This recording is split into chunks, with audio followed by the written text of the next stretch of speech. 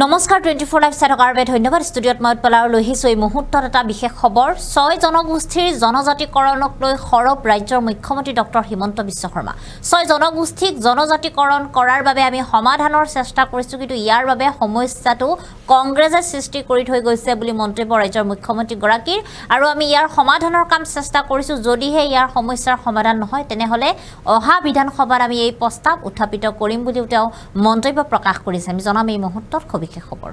আমি জনাইছো এই মুহূৰ্তত এটা গুৰুত্বপূৰ্ণ খবৰ 6 জনগোষ্ঠীৰ জনজাতিকৰণৰ আন্দোলনক মই সমৰ্থন কৰো বুলি মন্তব্য প্ৰকাশ ৰাজ্যৰ মুখ্যমন্ত্ৰী গৰাকী কিন্তু বৰ্তমানৰ জনজাতিৰো কোনো ক্ষতি নকৰ অৰ্থাৎ 6 জনগোষ্ঠীৰ জনজাতিকৰণ কৰাৰ নামত বৰ্তমানৰ কোনো জাতি জনজাতিৰ ক্ষতি কৰিব নোৱাৰে বুলি তেওঁ কৈছে আৰু ইয়াৰ বাবে সমস্যাটো কংগ্ৰেছে কৰি থৈ গৈছে বুলি কৈছে দুয়োটা নিমিলা অংক কংগ্ৰেছে কৰি থৈ গৈছে কিয়নো কংগ্ৰেছৰ দিনত অৰ্থাৎ তৰুণ গগৈ চৰকাৰৰ দিনত এই আইনখন বিধানসভাত পাছ হৈছিল আৰু 6 জনগোষ্ঠীৰ জনজাতিকৰণৰ কাম সমাধানৰ চেষ্টা আমি কৰিছো বুলি ৰাজ্যৰ মুখ্যমন্ত্ৰী গৰাকীয়ে কৈছে আৰু ইয়াৰ সমাধান নহলে অহা বিধানসভাত প্ৰস্তাৱ উত্থাপন কৰিব লাগিব বুলি তেওঁ উল্লেখ কৰে যেটো ৰাজ্যত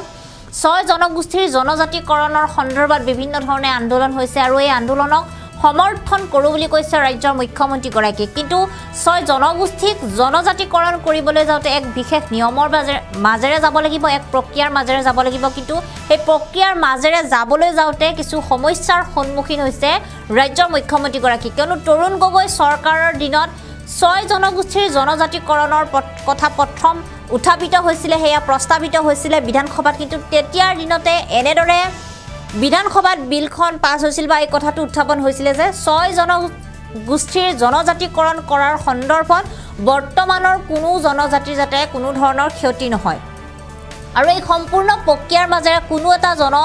জাতি বা জনগোষ্ঠীৰ কোনো ধৰণৰ ক্ষতি নোহোৱাকৈ এই কামখিনি সম্পূৰ্ণ কৰিবলৈ যাওতে কিছু সমস্যাৰ সন্মুখীন হৈছে ৰাজ্যৰ মুখ্যমন্ত্ৰী তথা ৰাজ্য চৰকাৰ আৰু ইয়াৰ বাবে হেহে মুখ্যমন্ত্ৰী গৰাকীয়ে কৈছে যে দুয়োটা নিমিলা অংক কংগ্ৰেছে কৰি থৈ গৈছে সমস্যাটো কংগ্ৰেছে লগাই থৈ গৈছে আৰু ইয়াৰ বাবে আমি এতিয়া সমস্যা সমাধানৰ চেষ্টা কৰিছো আৰু আমি যিমান দূৰ পাৰো এই সমস্যা সমাধানৰ চেষ্টা কৰিম কিবা কাৰণত যদি এই সমস্যাৰ সমাধান নহয় তেনেহলে অহা বিধানসভাত আমি এই কথাটো বা এই প্ৰস্তাৱ উত্থাপিত কৰিম বুলি ৰাজ্যৰ মুখ্যমন্ত্ৰী গৰাকীয়ে উল্লেখ কৰিছে আৰু তাৰ লগতে তেওঁ কৈছে যে মৰাণ মটক চুটিয়াসকল ঐক্যমত হৈছে যদিও কিছু সংখ্যক জনগোষ্ঠী এতিয়াও হৈমত হোৱা নাই বা এনে ধৰণে একেলগে 6 জনগোষ্ঠীৰ জনজাতিকৰণ কৰাক লৈ সকলোৱে একেলগে সমৰ্থন কৰা নাই এনেদৰে তেওঁ কৈছে গতিকে সকলোখিনি সমৰ্থন লৈ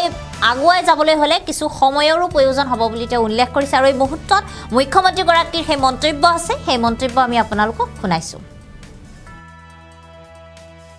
আৰম্ভ কৰাৰ কাৰণে কমিউনিটি ডিসি হলটো কামটো আছে আচ্ছা বহুত বিলাক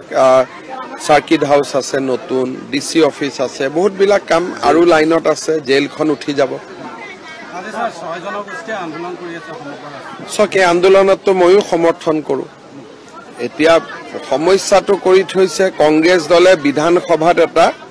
অদ্ভুত প্ৰস্তাৱ পাছ কৰি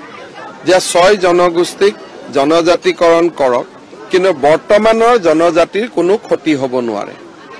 এটা হেতু আমি সমাধান কৰাৰ কাৰণে চেষ্টা কৰি আছো নোৱাৰিলে আকৌ বিধানসভাত আনিব লাগিব প্ৰস্তাৱটো সংশোধনৰ কাৰণে গতিকে কেইটামান দিন আৰু আলাপ আলোচনা কৰি চেষ্টা কৰি চাওঁ যদি সফল নহওঁ তেতিয়া আকৌ বিধানসভাত প্ৰস্তাৱটো আনিব লাগিব যে কি ধৰণে এটা সংশোধন কৰা যায় কিন্তু আমি কৰি থৈছো তৰুণ গগৈ চৰকাৰৰ দিনত প্ৰস্তাৱটো এনেকে ললে যে 6 জনগোষ্ঠীৰ জনজাতিকৰণ কৰা হওক কিন্তু পুৰণা জনজাতিৰ কোনো ক্ষতি হ'ব নোৱাৰিব এতিয়া দুইটা নিমিলা অংক কৰি থৈ গল আলোচনা কৰি আছো যে মিলাব পাৰো নেকি মৰাণ মটক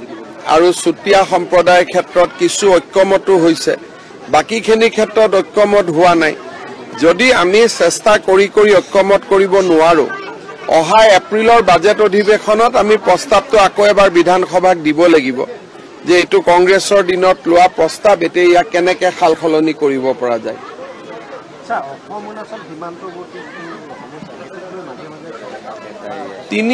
মানে গোটেই অসম অৰুণাচলত 3টা এৰিয়াক বাদ দি বাকি সমাধান হৈছে এই 3টা এৰিয়াও আমি চেষ্টা কৰি আছোঁ যাতে এটা সমাধান হৈ যায়।